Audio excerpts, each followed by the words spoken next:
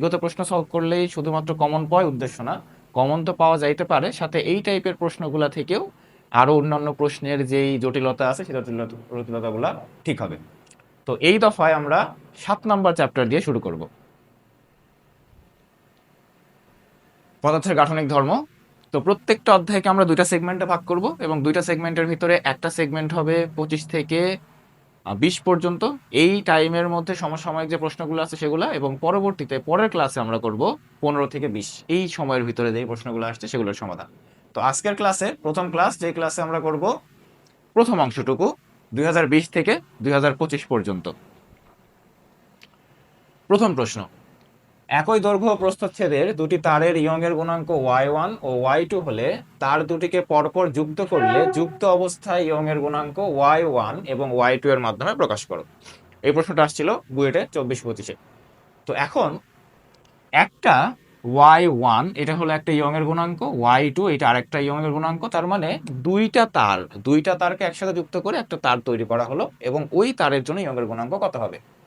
তো এই টাইপের প্রবলেম সলভ করার জন্য যদি এইরকম একটা তার থাকে এবং তার সাথে এখানে আরেকটা তারকে যুক্ত করা হয়, এই তারের দৈর্ঘ্য এল আর এই তারের দৈর্ঘ্য ধরে নিলাম এইটা L1, এটা ধরলাম L2, কিন্তু যদিও এখানে প্রশ্নে বলছে একই দৈর্ঘ্যের, তো সেটা আমরা একটু পরে যাচ্ছি। তো এরকম দুইটা তারকে যদি যুক্ত করা হয়, দুইটার ইয়ং-এর গুণাঙ্ক আলাদা, এই কথাটা বলতে অ্যাকচুয়ালি কি বোঝায়? এই কথাটা বলতে বোঝায় দুইটার উপাদান আলাদা, যে হতে পারে একটা তামা একটা ইস্পাতের তার, হতে পারে একটা তামার তার একটা গোল্ডের তার, এরকম। তো এই দুইটা তারকে যখন আমরা যুক্ত করব, তখন এই দুইটা তার মিলে যে একটা তার তৈরি হলো, তার ইয়ং-এর গুণাঙ্কটা কত হবে সেটা বের করতে হবে। তো এখানে দৈর্ঘ্য বৃদ্ধি, যদি এই দুইটা সংযুক্ত অবস্থায় তারকে টানা হয় বা এইটাকে যদি দৈর্ঘ্য প্রসারিত করা হয়, তো সেই ক্ষেত্রে যেটা হবে, নতুন তারের যে দুইটা মিলিত যে প্রসারণ, সেই প্রসারণটা হবে দুইটার প্রসারণ মিলে। কারণ যদি এটাকে আমি টান দিয়ে লম্বা করি, তাহলে এই অংশটাও কিছুটা প্রসারিত হবে এবং পরবর্তী অংশটাও কিছুটা প্রসারিত হবে। তো এই জন্য আমরা বললাম যে দুইটার প্রসারণ মিলিত অবস্থা আমি যে প্রসারণটা পাবো সেটা হবে এই টোটাল প্রসারণটা। এবার আমরা জানি ইয়ং-এর গুণাঙ্কের সূত্রটা কি। ইয়ং-এর গুণাঙ্কের সূত্র হলো y1 y is equal to F L by A small L, এইটা। তাহলে এই এল এর জন্য এই এল সমান কি লেখা যায়, ওয়াই এ, এটাকে আমরা শুধু ওয়াই দেই, তাহলে এখানে বলা যাবে F L divided by Y A. তো এই মানটাকে আমরা এখানে বসাবো, তাহলে F L divided by Y A. L1 এর জন্য আমি সবগুলোকে 1 দিয়ে দিচ্ছি, y1 a1 প্লাস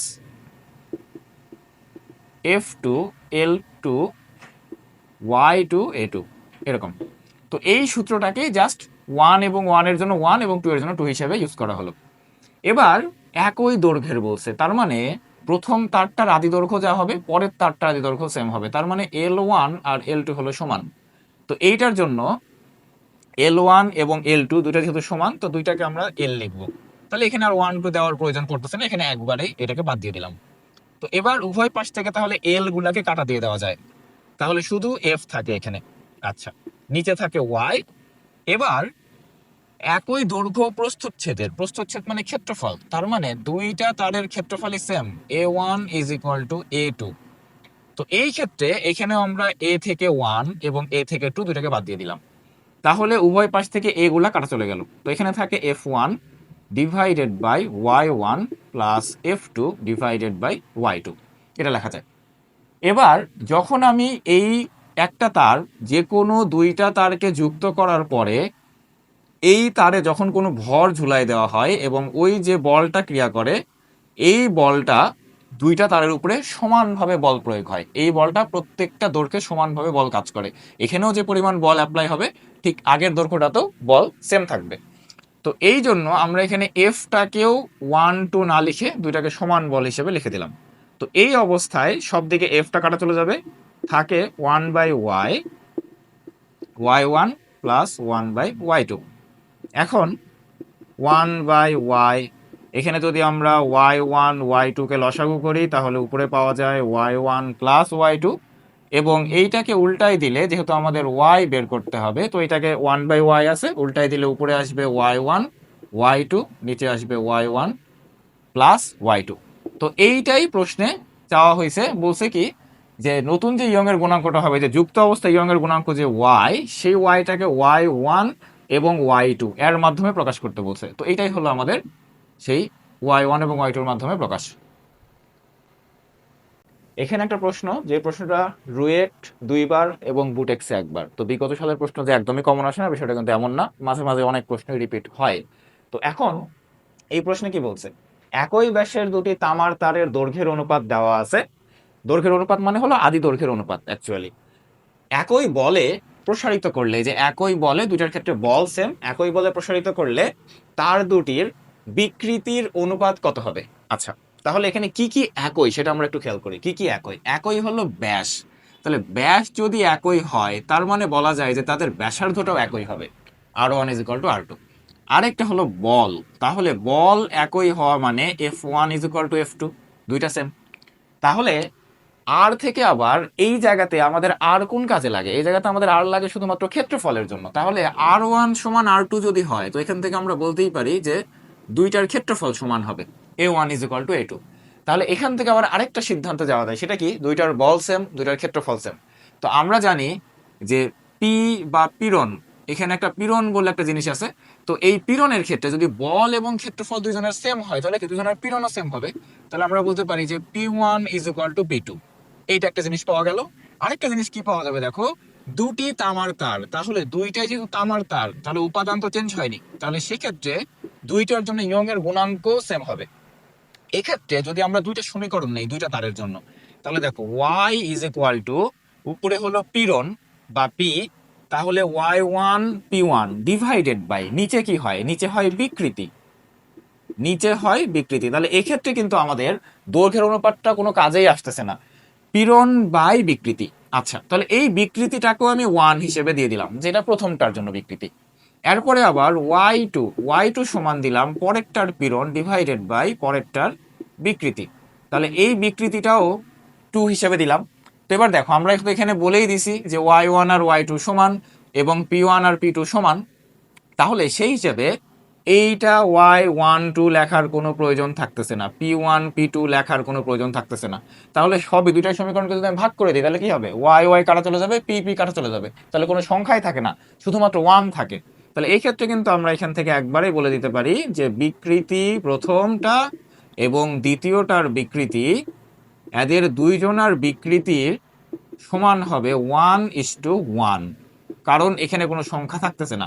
এই জায়গাতে শুধুমাত্র, এখানে শুধুমাত্র দৈর্ঘ্যের অনুপাতটা দেওয়া কনফিউশনের জন্য, আর কিছুই না। কারণ যেহেতু আমাদের এখানে ক্ষেত্রফল সেম, বল সেম, পীড়ন সেম, দুইটা তার একই তামার তার তামার তার, তো সেক্ষেত্রে এই জায়গাতে দুইটার বিকৃতির অনুপাত কাটাকাটি করলে 1:1 আসে, যেখানে আমার দৈর্ঘ্যের কোনো কাজই নাই।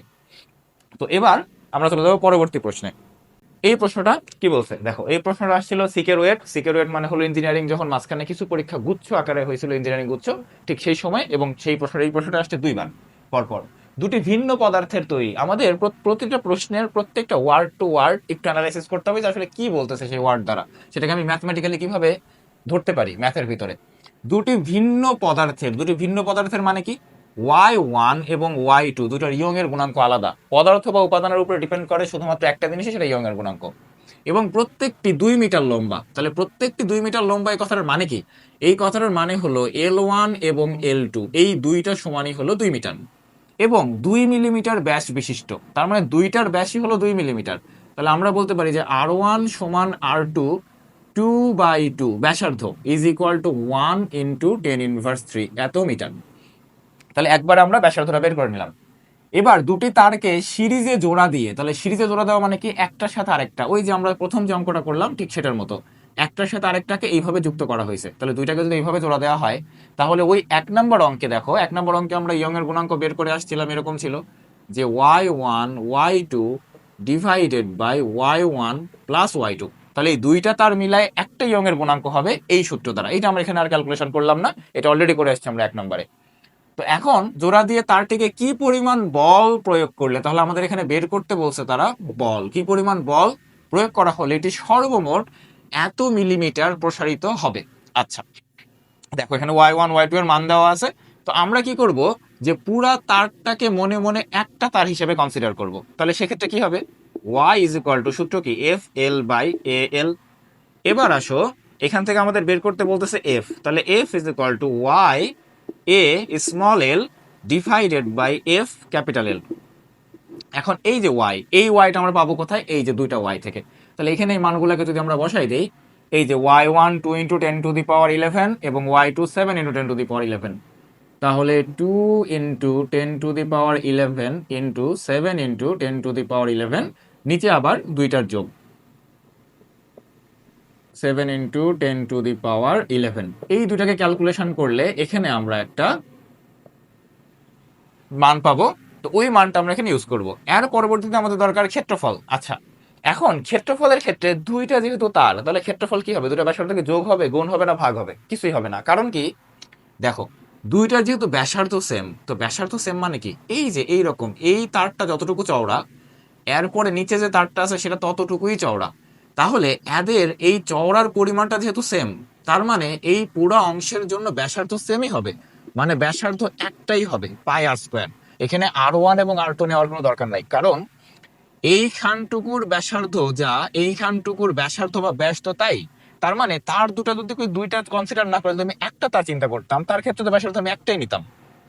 তার এখানে দুইটা বলে দেওয়া আছে ঠিকই, কিন্তু যদি আমি এটা না বলে যদি পুরা তারটাকে আমি একটা তার হিসেবে বিবেচনা করতাম, তাহলে সেক্ষেত্রে আমার ব্যাসার্ধ কি একটাই হতো, আর এর মান একটাই থাকতো।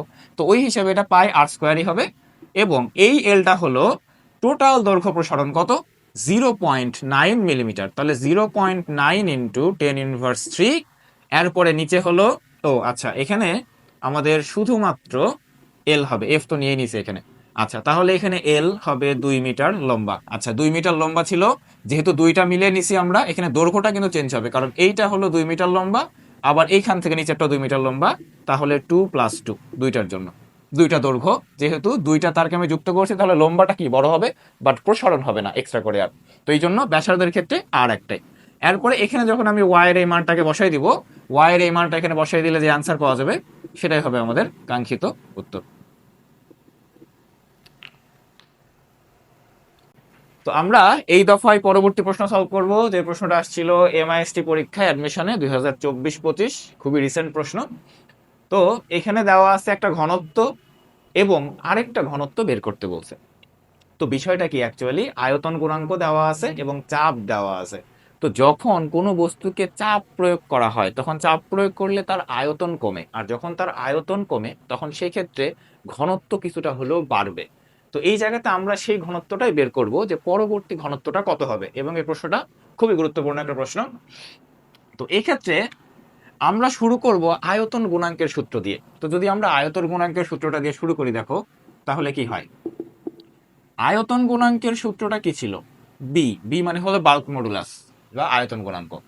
তাহলে আয়তন গুণাঙ্ক সমান কি হয়, উপরে পীড়ন, পীড়ন মানে পি বা চাপ, এটাকে পি দ্বারা প্রকাশ করলাম, আর নিচে হয় আয়তন বিকৃতি। তো আয়তন বিকৃতিটা হলো ডেল ভি, মানে আয়তনের পরিবর্তন, আর ক্যাপিটাল ভি মানে হলো আগের আয়তন। এখন এইটাকে যদি আমি উল্টাই দেই, তাহলে এরকম হয় ডেল ভি, এরকম থাকে। তো এখান থেকে যদি আমি ডেল ভি এর মানটাকে বের করতে চাই, তাহলে লেখা যায় যে পি ভি বাই বি। এইটা আমি বের করে রাখলাম, এইটা আমাদের একটু পরে দরকার পড়বে। আচ্ছা, এবার একটা জিনিস চিন্তা করো, যে সীসা হোক, গ্যাস হোক, কঠিন তরল যেটাই হোক না কেন, যখন আমি চাপ দিয়ে সংকুচিত করব বা চাপ অপসারণ করে প্রসারিত হতে দিব, তখন এই অবস্থাগুলোর জন্য আয়তন পরিবর্তন হচ্ছে, চাপ পরিবর্তন হচ্ছে, কিন্তু ভর কখনো পরিবর্তন হয় না। এটাকে বলে ভরের সংরক্ষণশীলতা। ভর সবসময় বজায় থাকবে। তাহলে চাপ প্রয়োগ করার আগের ভর এবং চাপ প্রয়োগ করার পরের ভর, এই দুইটা ভর সবসময় সমান হবে। তাহলে চাপ প্রয়োগ করার আগে ভর সমান আমরা কি জানি, আয়তন ইনটু ঘনত্ব, এবং চাপ প্রয়োগ করার পরে আয়তনও চেঞ্জ হবে এবং ঘনত্বও চেঞ্জ হবে। তো এখন এইটা একটা সমীকরণ হিসেবে আমরা রাখলাম, এইটাকে আমরা পরবর্তীতে ইউজ করব।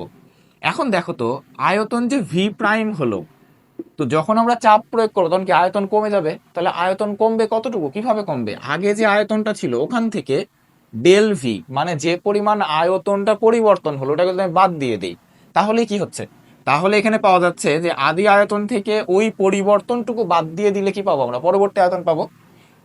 তো এইখানে ভি মাইনাস দেখো ডেল ভি, তাহলে এই যে ডেল ভি এর মানটা আমরা আগেই বের করে রাখছিলাম, তাহলে P V divided by B. আচ্ছা, এখান থেকে যদি আমরা ভি কমন নেই তাহলে লেখা যায় 1 মাইনাস পি বাই বি। এই মানটাকে আমরা এখানে বসাবো। দেখো, তাহলে এইটাকে যদি আমরা এখানে ক্যালকুলেশন করি তাহলে বলা যায় ভি রো, আর এই যে ভি প্রাইমের এই মানটাকে বসাই দেই V into 1 minus P by B. এইটা হলো ভি প্রাইম, আর সাথে রো প্রাইম তো থাকবেই, এই যে রো প্রাইম তো থাকতেছেই। এবার এই পাশের এই ভি এর সাথে এই ভি কাটা চলে গেল। এখন যেহেতু আমরা রো প্রাইম বের করব, তাহলে রো প্রাইম সমান আমরা কি বলবো, rho by 1 minus P by B. এইটা হলো রো আর এটা হলো পি, চাপ। এখন এই যে আমাদের সেই সূত্রটা হয়ে গেছে, এই সূত্রে আমরা আগের মানগুলোকে বসাই দিলে আমাদের কাজ শেষ। তো এবার রো রো মানে আগের ঘনত্ব 11.4 বসাই দিলাম। এখানে আমাদের একক চেঞ্জ করার প্রয়োজন নাই, কারণ পরবর্তীতে আমরা যেই রো এর মানটা পাবো বা ঘনত্ব পাবো সেটা ওই আগের এককেই আসবে। 1 মাইনাস পি, পি মানে হলো চাপ, এই যে 3 ইন্টু 10⁸ প্যাসকেল, ডিভাইডেড বাই আয়তন গুণাঙ্ক, এই যে আয়তন গুণাঙ্ক দেওয়া আছে 0.8 ইন্টু 10⁻10। এই, তাহলে এইটাকে আমরা একটু ক্যালকুলেশন করে দেখি যে কত আসে মান। এই মানটাকে যদি আমরা একবারে ক্যালকুলেশন করতে চাই, 3 ইন্টু 10⁸8 ডিভাইডেড বাই 0.8 ইন্টু 10⁻10, 7.84 এত গ্রাম পার সেন্টিমিটার কিউব। তাহলে এবার লক্ষ্য করো, আগে আমাদের কত ছিল 11.4। ওই যে আমরা বললাম যে চাপ প্রয়োগ করে যখন আমরা আয়তনকে কমাই ফেলবো, তাহলে আয়তন কমাই ফেললে সব বস্তুটা একে অপরের কাছাকাছি চলে আসবে, সেক্ষেত্রে ঘনত্বটা বাড়বে। তো এই জন্য ঘনত্বটা কিছুটা বাড়ছে, 11.84 গ্রাম পার সেন্টিমিটার কিউব। তো এটাই হলো আমাদের কাঙ্ক্ষিত অ্যান্সার, কারণ আমাদের এখানে এটাই বলছিল যে চাপ প্রয়োগের পরে সীসার ঘনত্ব কত হবে। এখন এটাও বলতে পারতো প্রশ্নে যে কতটুকু পরিবর্তন হবে, তখন আমরা এই ঘনত্ব থেকে আগের ঘনত্বটাকে বাদ দিয়ে দিতাম, তাহলে আমাদের কাজ শেষ হতো। ওকে, এবার আমরা পরবর্তী প্রশ্নের দিকে যাই। পরবর্তী প্রশ্নটাও বেশ গুরুত্বপূর্ণ প্রশ্ন এবং অন্যান্য প্রশ্নগুলোর থেকে একটু আলাদা। যদি সমুদ্রের পানির ঘনত্ব 1.02 গ্রাম পার সেন্টিমিটার কিউব হয়, তবে 10 কিলোমিটার গভীরের ঘনত্ব কত হবে? ওকে, তো আমাদের চিন্তা করতে হবে যে কি বের করব এবং সেটা বের করতে যাওয়ার ওয়েগুলা কি কি। তা আমরা এখানে এবারও কি বের করব, এবারও আমরা বের করব ঘনত্ব কত হবে। তাহলে পরবর্তী আগের ঘনত্ব দেওয়া আছে, পরবর্তী ঘনত্ব। তো গত প্রশ্নে যেই সূত্রটা আমরা বের করলাম সেটাকে আমরা একবারে লিখে ফেলি, rho by 1 minus P by B. এই সূত্রটাকে এখানে আমরা একবার ইউজ করব, এখানে আমরা এই সূত্রকে ক্যালকুলেশন করতেছি না আলাদা করে। তাহলে আমাদের ঘনত্ব দেওয়া আছে, ওইটা ইউজ করব। আচ্ছা, চাপ, চাপটা দেওয়া নাই, এই চাপটা আমাদের লাগবে, চাপ লাগবে এবং আয়তন গুণাঙ্ক, এই দুইটা জিনিস লাগবে। দুইটা জিনিস ডিরেক্টলি দেওয়া নাই, বাট ইনডিরেক্টলি এটার কথা বলা আছে। তো আমরা এগুলো এখন একটু বের করার চেষ্টা করব। দেখো, তাহলে ঘনত্ব, আচ্ছা এখানে পরে আগে মানগুলো বের করে নেই।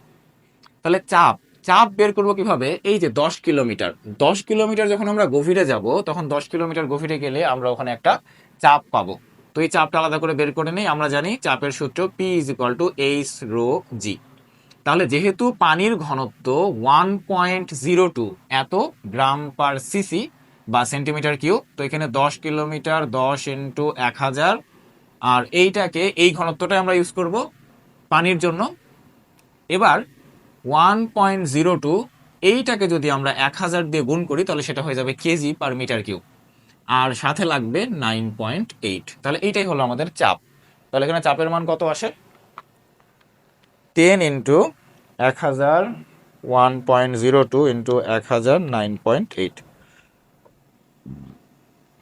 99996, তারপরে 4টা 0, এত প্যাসকেল, এই পরিমাণ চাপ আসবে। আচ্ছা, এবার আমাদের দরকার বি। তো বি সমান আমরা জানি আয়তন গুণাঙ্ক পাওয়া যায় 1/k, 1/k, অথবা এখানে আমরা চাইলে একবারে মানটা লিখেও দিতে পারি 5 ইন্টু 10⁻5 সংনম্যতা। এইটা আমাদের থিওরি পড়ার মধ্যে ছিল যে সংনম্যতা হলো আয়তন গুণাঙ্কের উল্টা, বা আয়তন গুণাঙ্ক হলো সংনম্যতার উল্টা রাশি। আচ্ছা, তাহলে এবার দেখো এখান থেকে আমরা যে মানটা পাবো 1/5 ইন্টু 10⁻5, তো এখান থেকে পাওয়া যায় 20,000। তো এই 20,000টা কি হবে, এই 20,000টা হবে হলো দেখো পার অ্যাটমসফিয়ার। তো নিচে যত ভাগ করে দিলাম তাহলে এটা কি শুধু অ্যাটমসফিয়ার হয়ে গেল। এবার এখানে বলছে যে 1 অ্যাটমসফেয়ার প্রেসার সমান 10⁶ ডাইন পার সেন্টিমিটার স্কোয়ার। তাহলে 10⁶ ইন্টু এত 20,000, এইটা হয়ে গেল ডাইন পার সেন্টিমিটার স্কোয়ার। তো আমাদের কি করতে হবে, এইটাকে নিয়ে আসতে হবে, যেহেতু উপরে পিটা কি প্যাসকেল এককে আছে, তাহলে বিটাকেও আমাদের প্যাসকেল এককে নিয়ে আসতে হবে। তো এই প্যাসকেলে নেওয়ার জন্য এই ডাইন পার সেন্টিমিটার স্কোয়ার এইটাকে চেঞ্জ করতে হবে। তো এইটাকে নিউটন বানাতে হবে আগে, তারপরে বানাতে হবে মিটার স্কোয়ার। তাহলে নিউটন বানানোর জন্য আমরা 10⁵ দিয়ে গুণ করব, এবং সেন্টিমিটার ইনভার্স 2 এইটা নিয়ে অনেকের খুব ঝামেলা হয় চেঞ্জ করা। তো নর্মালি 1 সেন্টিমিটার সমান 10⁻² মিটার। তাহলে সেন্টিমিটারকে মিটার করতে গেলে কি করতে হবে, 10⁻² দিয়ে গুণ করতে হবে। তো 10⁻² দিয়ে যেহেতু আমাদের গুণ করতে হবে, তো সেন্টিমিটার থেকে মিটারে যাওয়ার জন্য 10⁻² দিয়ে গুণ বা 100 দিয়ে ভাগ। কিন্তু এখানে আছে ইনভার্স 2, তাহলে আমরা যদি 1 সেন্টিমিটার স্কোয়ার চিন্তা করি তাহলে কত হবে, 10⁻⁴ মিটার স্কোয়ার। এখন যেহেতু এখানে আছে ইনভার্স 2, তো সবসময় এটা আমরা মনে রাখবো এইভাবে যে এখানে যেহেতু যদি নর্মালি কি করা লাগে, নর্মালি করা লাগে 10⁻⁴ দিয়ে গুণ, যেহেতু আছে ইনভার্স, তো ইনভার্সের জন্য আমাদের তিনটা চেঞ্জ হবে। তাহলে আমরা করবো 10⁻⁴। নর্মালি আমরা 10⁻⁴ দিয়ে করতাম যদি ইনভার্স না থাকতো, এটা আমাদের নর্মাল হিসাব। যেহেতু এটা ইনভার্স আছে মানে নিচে বোঝাচ্ছে, এজন্য এটা উল্টাই যাবে। তাহলে আমাদের কাজ হয়ে গেল, এটা হয়ে গেছে একবারে প্যাসকেল। তাহলে এটাকে আমরা ক্যালকুলেশন করে ফেলি একবারে, কত আসে, 10⁶, 10⁻⁵, তারপরে 10⁴। আচ্ছা, এইটাকে 2 × 10⁹ এত প্যাসকেল লেখা যায়। তো এবার এখানে আমরা সেই মানগুলোকে বসাই দিব।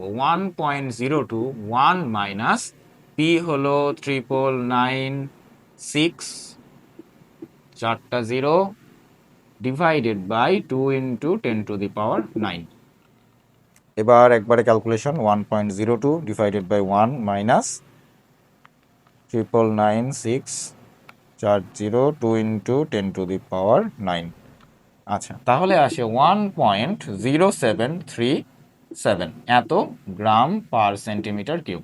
তো এটাই হলো আমাদের সেই কাঙ্ক্ষিত অ্যান্সার। তো এখানেও আগের প্রশ্নের মতোই, যেহেতু আমি পানির নিচে যাচ্ছি, তো পানির নিচে গেলে কি হবে, চাপ সৃষ্টি হবে, আর যখন চাপ বাড়বে তখন সেক্ষেত্রে ঘনত্ব, চাপ যদি বাড়ে তখন আয়তন কমবে, তাহলে আয়তন যদি কমে সেক্ষেত্রে ঘনত্ব একটু বাড়বে। তো এই জন্য ঘনত্ব আগে ছিল 1.02, এরপরে হয়েছে 1.07।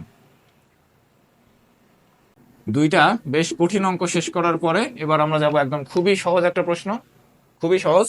তো এই প্রশ্নে কি বলছে, 0.1 মিটার বাহু বিশিষ্ট অ্যালুমিনিয়ামের তৈরি একটি ঘনকের কোন তলে এত নিউটন আকার পীড়ন সৃষ্টিকারী স্পর্শী বল প্রয়োগ করলে বিপরীত স্থির তলের সাপেক্ষে তলটির এত মিটার সরণ ঘটে। আচ্ছা, কোনটা মানে কি বা এই পীড়নটা কি সেটা একটু বুঝে নিই। দেখো, কোনো একটা এরকম চতুর্ভুজ আকৃতির বস্তুকে নিচের তল বরাবর যদি আমরা এটাকে আটকাই দেই, মানে এমনভাবে আটকাই দিলাম যেন নিচের এই অংশটা কোনোভাবেই নড়াচড়া করতে না পারে। এবার যদি আমরা এইখান থেকে বল প্রয়োগ করি তাহলে কি ঘটবে, এই তলটা নড়বে না, বাট উপরের তলটা কি হবে, উপরের তলটা এরকম হালকা করে নড়বে, এরকম ভাবে একটা সামান্তরিকের মতো একটা জায়গা তৈরি করবে। তো এইটাকে আমরা বললাম বাহু, আর এই যে এটা হলো সরণ, যতটুকু সরে গেল এটাকে আমরা বললাম স্মল ডি। এই পীড়ন, এই বিকৃতিটাকে বলা হয় আকার বিকৃতি অথবা ক্রিন্তন বিকৃতি।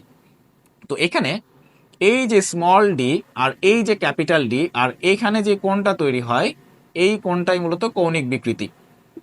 এখন এখানে আমাদের কি কি চাইছে এই প্রশ্নে, তাহলে এখানে কি কি দেওয়া আছে সেটাকে দেখি। এই যে 0.1 মিটার হলো ক্যাপিটাল ডি এর মান, এই ক্যাপিটাল ডি হলো 0.1 মিটার। আচ্ছা, এরপরে এত আকার পীড়ন সৃষ্টিকারী, তাহলে কিসের একক, এটা নিউটন, তার মানে বল, বল দেওয়া আছে। আরেকটা হলো সরণ, সরণ মানে যেটা কতটুকু সরে গেল, এটা দেওয়া আছে স্মল ডি। আচ্ছা, এবার আমাদের এখানে চাইছে কি আকার পীড়ন নির্ণয় করতে বলছে, তাহলে পীড়ন, পীড়ন পি, পীড়ন সমান কি বল বাই ক্ষেত্রফল। বল কত, 89.67 ইন্টু 10⁵ ডিভাইডেড বাই ক্ষেত্রফল। এটা কি বস্তু, এটা একটা ঘনক, তাহলে ঘনক হলে কি হবে, ক্ষেত্রফল 0.1 এর উপরে স্কোয়ার, তাহলে এটার ক্ষেত্রফল হবে বর্গ, এর উপরে স্কোয়ার। আচ্ছা, তাহলে এইটাকে ক্যালকুলেশন করে যা পাওয়া যাবে সেটাই হবে আমাদের পীড়ন। পীড়নের একক হবে প্যাসকেল, এটা আমি ক্যালকুলেশন করে দিলাম না, তোমরা এটা করে নিও। এরপরে পরবর্তীতে কি বলছে, আকার বিকৃতি। তো আমরা কি জানি যে বিকৃতি সমান বিকৃতি, বিকৃতি এখানে যেহেতু থিটা, তো এই বিকৃতিটা আমরা কেমনে বের করতে পারি? এই সরণের সাথেই বাহুর সম্পর্ক দিয়ে। দেখো এটা কি একটা সমকোণী ত্রিভুজ, তাহলে এই সমকোণী ত্রিভুজে আমরা বিকৃতি বের করার জন্য বলতে পারবো যে ট্যান থিটা সমান লম্ব, এখানে স্মল ডিটা হলো লম্ব আর এটা হলো ভূমি। এখন এই কোণটা যে খুব বেশি বড় হয় এমন কিন্তু না, খুবই ছোট একটা পরিবর্তন হয়। তো এই ছোট পরিবর্তনের জন্য যদি ট্যান থিটা, যদি কখনো থিটা টেন্স টু জিরো, এই কথাটার মানে হলো থিটা যদি শূন্যের খুবই কাছাকাছি আসে, তাহলে সেইটার জন্য ট্যান থিটার মান যা হবে থিটার মানও প্রায় সেমই হয়। তাহলে এই থিটাটা হলো কৌণিক বিকৃতি। তাহলে এই কৌণিক বিকৃতি আমরা একবারে থিটা সমান কি বলতে পারবো? Small D by capital D. তাহলে এই যে মান তো দেওয়া আছে ওগুলোকে বসাই দাও। 3.05 ইন্টু 10⁻³ ডিভাইডেড বাই এই যে 0.1, এটা হলো বাহু। তো এটা ক্যালকুলেশন করলে এখানে যা পাওয়া যাবে সেটা হবে বিকৃতি, আর বিকৃতির কোনো একক থাকে না। এরপরে আরেকটা জিনিস বের করতে বলছে, সেটা কি? দৃঢ়তার গুণাঙ্ক, দৃঢ়তার স্থিতিস্থাপক গুণাঙ্ক। দৃঢ়তার গুণাঙ্ক কি হয়? যে কোনো গুণাঙ্ক বের করার জন্য আমাদের কি লাগে? পীড়ন বাই বিকৃতি। তো বিকৃতি কত? থিটা। এই যে দেখো পি, পি এখান থেকে এই যে আমরা যে মানটা পাবো, এই যে এই মানটা যাবে পি এর এখানে, আর এখান থেকে যে আমরা বিকৃতি পাচ্ছি বিকৃতিটা আসবে থিটার এখানে। তাহলে এই দুটাকে বসাই দিয়ে ভাগ করে দিলেই যা আসবে সেটাই উত্তর। এবার আমরা যাব পরবর্তী প্রশ্নে। তো এই প্রশ্নে, এইটা খুবই সহজ একটা প্রশ্ন। যেই প্রশ্ন দেখতে যত বড় সেই প্রশ্নের সমাধান তত সহজ এবং তত ছোট। কোনো এক পার্কের একটি দোলনায় ঝুলতে লোহার তার ব্যবহার করা হয়েছে। কয়েকজন ছেলে মেয়ে দোলনায় বসে দোল খাচ্ছিল। তখন এক বাচ্চার অভিভাবক লক্ষ্য করেন যে ঝুলন তার 1 মিটার থেকে বৃদ্ধি পেয়ে 1.01 মিটার হয়েছে এবং তারটির ব্যাস হ্রাস পেয়েছে। তাহলে এই ব্যাস এবং দৈর্ঘ্য মানে পার্শ্ব বিকৃতি আর দৈর্ঘ্য বিকৃতি নিয়ে আলোচনা করা হয় কোথায়? পয়সনের অনুপাতে। তো বলছে পয়সনের অনুপাত 0.2 হলে দোলনার তারের ব্যাস শতকরা কতখানি হ্রাস পায়। তো এখন খেয়াল করে দেখো, আমরা জানি পয়সনের অনুপাত সমান উপরে কি হয়? পার্শ্ব বিকৃতি বাই দৈর্ঘ্য বিকৃতি। তাহলে পার্শ্ব বিকৃতিকে আমরা কি লিখতে পারি? Del D divided by capital D, এটা হলো পার্শ্ব বিকৃতি। আর দৈর্ঘ্য বিকৃতি হলো del L divided by capital L. আচ্ছা, এই জায়গাতে পয়সনের অনুপাত দেওয়া আছে ডিরেক্টলি 0.2। আচ্ছা, আর এই অংশটা হলো পার্শ্ব বিকৃতি, তাহলে del D divided by capital D. আর এখানে দেখো এই ডেল এল মানে কি বোঝাচ্ছি আমরা? দৈর্ঘ্যের পরিবর্তন। তো দৈর্ঘ্য কত ছিল? 1 মিটার, পরিবর্তিত হয়ে কত হলো? 1.01। তাহলে 1.01 minus 1 divided by capital L মানে আগের দৈর্ঘ্য কত? 1 মিটার। তাহলে এই যে 1 মিটার বসাই দিলাম। এবার তাহলে এইটাকে নিয়ে আসি এই পাশে, small D capital D is equal, তাহলে এখানে কত থাকে? 0.01 ইন্টু 0.2। এখন এইটাই হলো আমাদের, দেখো এখানে কি বলছে যে তারটির ব্যাস হ্রাস পেয়েছে, তাহলে শতকরা কতখানি হ্রাস পায়। তো শতকরা কতখানি হ্রাস পায় জন্য এটা দ্বারা অ্যাকচুয়ালি বোঝাচ্ছে পার্শ্ব বিকৃতিটাই। তাহলে পার্শ্ব বিকৃতিটাই আমরা বের করে দিব, কিন্তু এখানে জাস্ট ক্যালকুলেট শতকরা করতে হবে, মানে 100 দিয়ে গুণ 100% করার জন্য। তাহলে এখানে হবে 0.2%। এটাই আমাদের অ্যান্সার, যে এইটুকু পরিবর্তন হবে। এবার আমরা যাব পরবর্তী প্রশ্নে।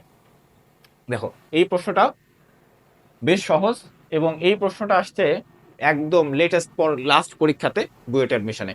এবং এই অঙ্কটা আমি যেই অফলাইনের শীটের মধ্যে এই প্রশ্নটা দেওয়া ছিল, এই অঙ্কটা দেওয়া ছিল, সেই অঙ্কটা ওটা মনে হয় তোমাদের নিউটনিয়ান বলবিদ্যা অধ্যায়ের সাথে দেওয়া ছিল। তো একটি তারের দৈর্ঘ্য এত মিটার এবং এর প্রস্থচ্ছেদের ক্ষেত্রফল হলো এত মিটার স্কোয়ার। তারটির ইয়ংয়ের গুণাঙ্ক এত। তারটির প্রান্তে একটি 3 কেজি ভরের বস্তু বেঁধে ঘোরানো হচ্ছে। বস্তুটিকে সর্বোচ্চ কত আরপিএম এ ঘোরানো যাবে? আরপিএম মানে কি বের করতে বলছে এখানে? কৌণিক বেগ ওমেগা। কৌণিক বেগ ওমেগা বের করতে বলছে, যাতে তারটি ছিঁড়ে না যায়। তারটির অসহপীড়ন হলো এত। আচ্ছা, অসহপীড়ন জিনিসটা কি? যখন আমি কোনো একটা বস্তু বা কোনো একটা তারকে যখন আমি টান দিয়ে নিচের দিকে লম্বা করি, টান দিয়ে যখন নিচের দিকে ঝুলানোর চেষ্টা করি, তখন এখানে যে বল প্রয়োগ করা হয়, এই বলটা একক দৈর্ঘ্যে কিভাবে, একক ক্ষেত্রফলে কিভাবে ক্রিয়া করে, সেটাই হলো মূলত পীড়ন। আর অসহপীড়ন মানে যে এই তার অনন্তকাল পর্যন্ত তো আর টান দিয়ে লম্বা করা সম্ভব না, কোনো না কোনো এক সময় তারটা ছিঁড়ে যাবে। তো বলা হয়েছে যে এই পরিমাণ যদি তার উপরে চাপ সৃষ্টি করা হয়, তাহলে এই তারটা ছিঁড়ে যাবে আর ঘুরতে পারবে না। তো যদি আমরা এই তারের সাথে কোনো একটা বস্তুকে বেঁধে ঘুরাইতে থাকি, যদি কোনো একটা বস্তুকে বেঁধে এইভাবে ঘুরানো হয়, তো আমরা জানি যে কোনো ঘূর্ণনের ক্ষেত্রে বাইরের দিকে একটা বল তৈরি হয়, যেটাকে আমরা বলি অপকেন্দ্র বল। বাইরের দিকে এই বস্তুটা বাইরের দিকে ছিটকে চলে যাওয়ার চেষ্টা করে। তো বাইরের দিকে ছিটকে যে চলে যাওয়ার চেষ্টা করে কিন্তু চলে যায় না, সেটাকে কে আটকায় ধরে রাখে? সেটা ধরে রাখে হলো এই যে তার। এখন আমি যত দ্রুত গতিতে এটাকে ঘোরাবো, তত বাইরের দিকে ছিটকে চলে যাওয়ার যে বল, সেই বলের মানটা বৃদ্ধি পাবে এক সময়। এক সময় এটাকে বাড়তে বাড়তে বাড়তে বাড়তে দেখা গেছে যে এই সুতার তো নিজস্ব একটা ধর্ম আছে যে এত দূর পর্যন্ত সে ধরে রাখতে পারবে। যখন দেখা যাবে যে সুতার ওই সহ্য ক্ষমতা পার হয়ে যাবে, তখন এই বস্তুটা ছিঁড়ে বাইরের দিকে চলে যাবে। আর আমরা জানি যত দ্রুত গতিতে ঘোরানো হবে, তত বেশি তার ভিতরে বল তৈরি হবে। কারণ কি? সূত্র কি? অপকেন্দ্র বলের সূত্র কি? এম ওমেগা স্কোয়ার আর। এই সূত্রটা ছিল নিউটনিয়ান বলবিদ্যা অধ্যায়। তাহলে এম ওমেগা স্কোয়ার আর, যত ওমেগার মান আমি যত বাড়াবো, তত এই বলটা বাড়বে। আর যত এই বলটা বাড়বে, তত এই টানের বেশি ধরে রাখার প্রয়োজন হবে, তাছাড়া বাইরের দিকে ছিটকে চলে যাবে। তাহলে এখান থেকে মূলত আমাদের দরকার কি? ওমেগার মানটা বের করা। তাহলে ওমেগা ইজ ইকুয়াল টু, দেখো একবার যদি লিখি, তাহলে এফ বাই এম আর, এর সাথে হবে একটা রুট। আচ্ছা, তাহলে এখন এখানে শুধুমাত্র মান বসাই দিলে আমাদের কাজ শেষ। এখন তুমি এফ কোথা থেকে পাবা? এই যে পীড়ন দেওয়া আছে, দেখো। তাহলে পীড়ন সমান আমরা কি জানি? পি সমান এফ বাই এ। তাহলে এখান থেকে আমরা এফ সমান কি বলতে পারবো? P A. তাহলে পি মানে কি? পি মানে হলো এই যে পীড়ন, 5 × 10⁻⁷। এ মানে হলো ক্ষেত্রফল, ওই যে দেওয়া আছে 10⁻⁶ ক্ষেত্রফল। আর নিচে হলো এম, যে বস্তুকে ঘোরানো হচ্ছে তার ভর। আর মানে ব্যাসার্ধ, ব্যাসার্ধ মানে কি? সুতার দৈর্ঘ্য। দেখো সুতার দৈর্ঘ্য দেওয়া আছে, দৈর্ঘ্য 3.5 মিটার। এই, তাহলে এখান থেকেই আমরা বের করতে পারবো যে কতটুকু কৌণিক বেগ হলে সুতাটা ছিঁড়বে না। 5 × 10⁻⁷, 10⁻⁶, 3 × 3.5, তাহলে আসে 2.1822 এত রেডিয়ান পার সেকেন্ড। এখন রেডিয়ান পার সেকেন্ডে রাখলে হবে না, এখানে বলছে কত আরপিএম। তো কত আরপিএম এ ঘুরবে, তাহলে আমাদের রেডিয়ান পার সেকেন্ডটাকে আমাদের কনভার্ট করতে হবে আরপিএম এ। তো আরপিএম এ কনভার্ট করার জন্য আমরা কি করব? ওই 22, এইটাকে আমরা 60/2 পাই, এই এটাতে গুণ করে দিব, তাহলে সেটা হয়ে যাবে আরপিএম 20.838 এত আরপিএম প্রায়। তো এই টাইপের যদি কখনো পয়েন্ট আসে, তো পয়েন্টের ক্ষেত্রে আমাদের প্রায় লিখে দেওয়াটা উত্তম। এই হলো আমাদের এই প্রশ্নের সমাধান। তাহলে এত আরপিএম এ যদি ঘোরে, তাহলে সেক্ষেত্রে তারটা ছিঁড়বে না। যদি এর চেয়ে একটুও বেগ বেশি হয় বা একটুও বেগ বাড়ানো হয়, তাহলে সেক্ষেত্রে তারটা ছিঁড়ে যাবে। আচ্ছা দেখো, এখানে বলছে একটি ঘনকে, এটাও আসছে বুয়েট 24-25-এ, খুব বেশি আগের প্রশ্ন না। তো এই প্রশ্নগুলা বেশ গুরুত্বপূর্ণ পরবর্তী পরীক্ষাগুলোর জন্য। একটি ঘনকের 50 সেন্টিমিটার বাহুকে 49 সেন্টিমিটারে পরিণত করতে প্রদত্ত কাজ, প্রযুক্ত পীড়ন এবং একক আয়তনে সঞ্চিত শক্তি কত হবে? আচ্ছা, শুধুমাত্র সূত্র, এখানে যা সূত্রগুলো বসাই দিলেই হয়। দেখো, তাহলে কাজ, প্রদত্ত কাজ, তো আমি শুধুমাত্র কাজ লিখলাম। তো কাজ সমান সূত্রটা কি? হাফ বি আয়তন গুণাঙ্ক ডেল ভি এর উপরে square divided by capital V. Capital V মানে হলো আগের আয়তন, ডেল ভি মানে হলো আয়তনের পরিবর্তন। তাহলে দেখো, হাফ আয়তন গুণাঙ্ক দেওয়া আছে এই যে 8.5 ইন্টু ডেল ভি, আয়তনের পরিবর্তন তার উপরে স্কয়ার। তাহলে আয়তনের পরিবর্তনটা আমরা কেমনে বের করব? ঘনক বলছে, আর এই যে একটা বাহু দেওয়া আছে, তাহলে আয়তনের পরিবর্তন বের করবো কেমনে? আগের আয়তন মাইনাস পরের আয়তন, তাহলেই তো হয়ে গেল। তাহলে 0.5 এর উপরে কিউব মাইনাস 0.49 এর উপরে কিউব, এবার এর উপরে স্কয়ার। দেখো, এটা হলো আয়তনের পরিবর্তন, তার উপরে ওই যে স্কয়ারটা ছিল সেই স্কয়ারটা দিয়ে দিলাম, এটা সূত্রের স্কয়ার। আর নিচে হলো আগের আয়তন, তো আগের আয়তন কত? 0.5 এর উপরে কিউব। তাহলে এটাকে ক্যালকুলেশন করলে যা আসবে ক্যালকুলেটারে, এটাই হবে আমাদের অ্যান্সার। জুল, যেহেতু কাজ তাহলে একক হবে জুল। এরপরে বলছে যে প্রযুক্ত পীড়ন, আচ্ছা কি পরিমাণ পীড়ন প্রয়োজন? তাহলে পীড়ন P is equal to F by A. আচ্ছা, এখানে বল দেওয়া নাই, ক্ষেত্রফল দেওয়া আছে কিন্তু বল দেওয়া নাই, তাহলে আমরা এই সূত্র দিয়ে যাব না। আমরা জানি বি ইজ ইকুয়াল টু পীড়ন বাই বিকৃতি। তাহলে এখান থেকে আমরা বের করতে পারি, তাহলে পীড়ন P is equal to B into বিকৃতি। তাহলে বিকৃতি মানে কি? বিকৃতি তো আমরা জানি যে পরিবর্তন বাই আদি, বিকৃতি মানে হলো পরিবর্তন বাই আদি। তাহলে 8.5 বি এর মান দেওয়া আছে, এরপরে আয়তনের পরিবর্তন, আয়তনের পরিবর্তন কোনটা? এই যে এটা, এই যে মাঝখানের টুকু। তাহলে 0.5 এর উপরে কিউব মাইনাস 0.49 এর উপরে কিউব ডিভাইডেড বাই আগের আয়তন 0.5 এর উপরে কিউব। তো এটাকে ক্যালকুলেশন করলে যা আসবে সেটাই আমাদের উত্তর। আচ্ছা, ক্যালকুলেশন আমি করে দিচ্ছি না, ক্যালকুলেশন তোমরা এটা করে নিতে পারবে। এটা হবে প্যাসকেল। এই গেল। আরেকটা কি বলছে? একক আয়তনে সঞ্চিত শক্তি। এটাও আমি করে দিব না, জাস্ট এই সূত্রটা বলে দিই। দেখো, একক আয়তনে শক্তি, একক আয়তনে সঞ্চিত শক্তি। শক্তি লিখি শুধু, একক আয়তনে শক্তি। তো একক আয়তনের শক্তি কি হয়? হাফ ইন্টু পীড়ন ইন্টু বিকৃতি, এটাই হলো আমাদের সূত্র।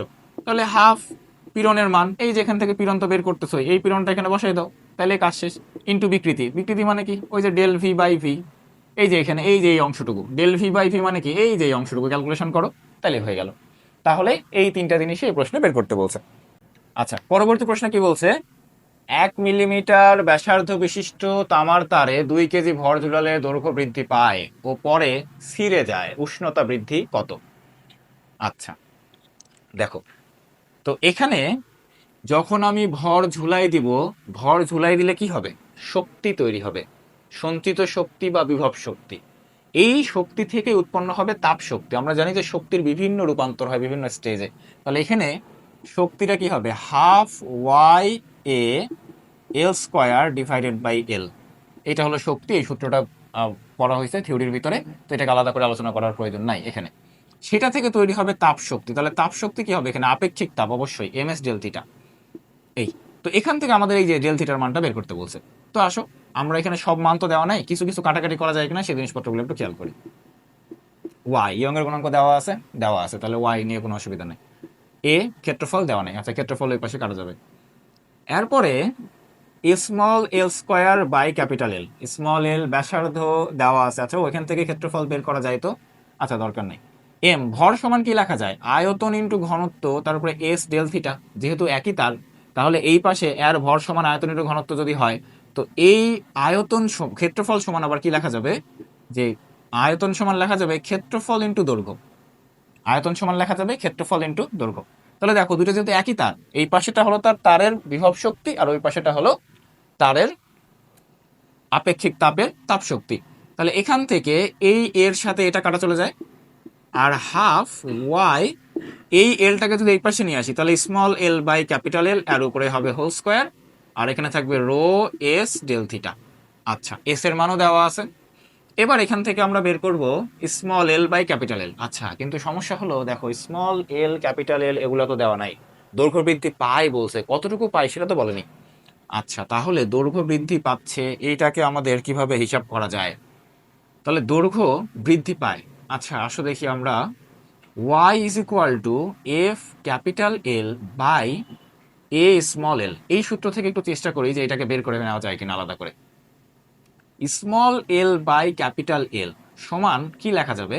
এটাকে যদি উল্টায় দেই তাহলে 1/y, তারপরে এখান থেকে এটা এখানে ভাগ হবে আর ক্যাপিটাল এলটা উপরে, এফটা উপরে আসবে, এরকম হবে। আচ্ছা এবার দেখো এফ সমান কি লেখা যায়? এমজি। কেন এমজি? কারণ কি বলছে যে ভর ঝুলালে, ভর ঝুলায় দেওয়া মানে কি নিচের দিকে টানবে, তাহলে এমজি ওয়াই এ। আচ্ছা এবার এই যে এইটার বদলে আমরা এটাকে লিখতে পারবো এখানে half Y small L by capital L MG by Y A এর উপরে whole square is equal to rho S del theta. দেখো আমাদের যা যা মান ইনফরমেশন প্রশ্নে দেওয়া আছে সকল ইনফরমেশনগুলোতে চলে আসছে, এবার সব মান আমরা এখানে বসাইতে পারবো। আচ্ছা এবার ডেল থিটা বের করব, তো একবারে লিখি যে হাফ, এখানে কাটাকাটি করলে এমজি এর উপরে স্কোয়ার থাকে, একটা ওয়াই কাটা যায়, নিচে একটা ওয়াই থাকে আর স্কোয়ার থাকে, আর এই পাশ থেকে যখন আসবে তখন রোটা এখানে ভাগ হবে, এসটা এখানে ভাগ হবে। ঠিক আছে, তাহলে এখানে সব মানগুলো যেগুলো দেওয়া আছে ওগুলো বসায় দাও। ভর দেওয়া আছে 20 কেজি, জি এর মান 9.8, ওয়াই ইয়ং এর গুণাঙ্ক। আচ্ছা এই যে ইয়ং এর গুণাঙ্কটা কিন্তু আমাদের ডাইন পার সেন্টিমিটার স্কোয়ার দেওয়া আছে, এটা কনভার্ট করে নিতে হবে নিউটন পার মিটার স্কোয়ার, যেটা একটু আগেই করা হলো, ওইভাবে এটাকে চেঞ্জ করে ফেললেই হবে। আচ্ছা এরপরে এস এর মান জুল পার গ্রাম আছে, এটাকে জুল পার কেজিতে নিতে হবে, যেহেতু ভরটা দেওয়া আছে কেজিতে। ঠিক আছে, তো চাইলে তোমরা জানোই যে এটা এখানে 0.42 থেকে গ্রাম থেকে কেজিতে নেওয়া যায় কিভাবে। তাহলে এরপরে এইখানে এই মানগুলো সব বসাই দিলে যা আসবে ক্যালকুলেশন করে সেটাই হবে আমাদের উত্তর।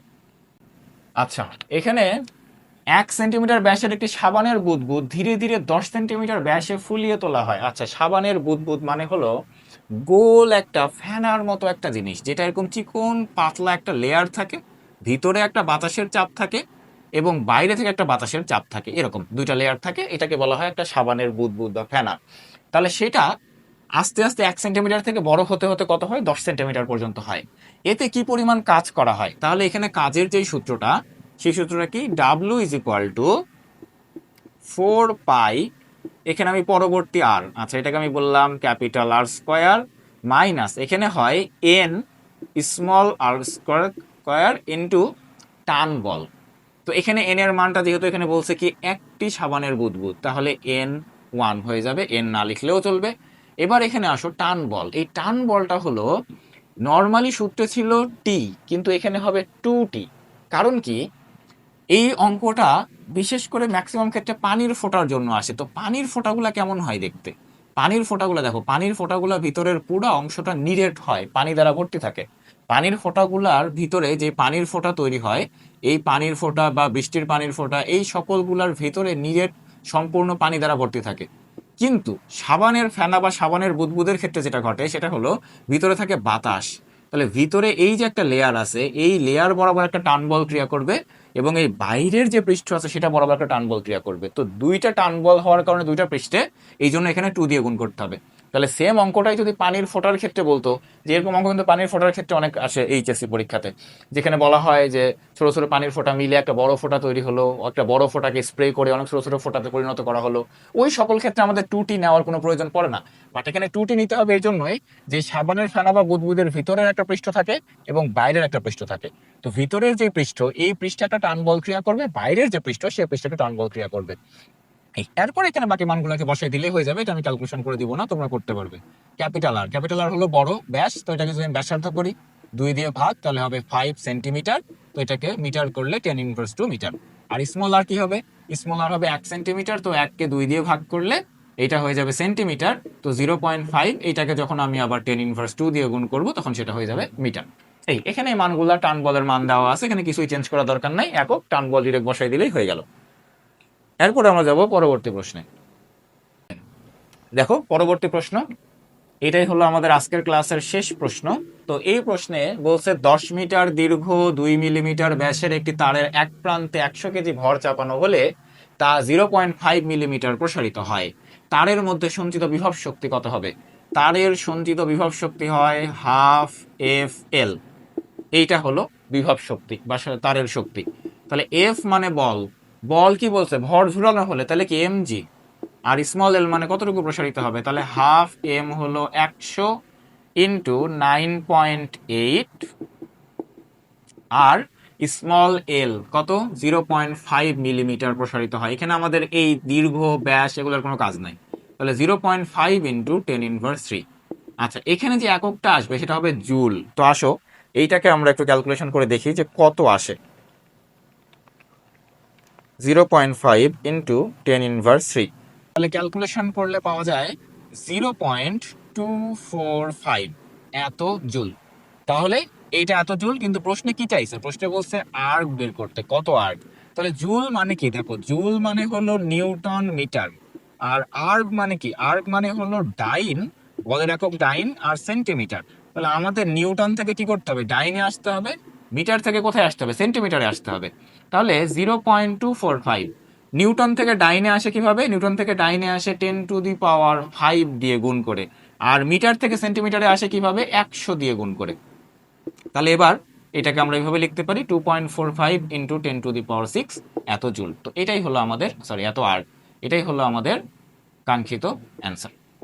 এই তো এর মধ্যে দিয়ে আমাদের আজকের লেকচারের যেই প্রশ্ন সলভ করার কথা ছিল সেগুলো শেষ হলো। এর পরবর্তী ক্লাসে আমরা এই অধ্যায়ের বাকি যেই 2020 থেকে 15 পর্যন্ত এই সেগমেন্টের অঙ্কগুলো আমরা যতটুকু পসিবল হয় কভার করার চেষ্টা করবো ইনশাল্লাহ।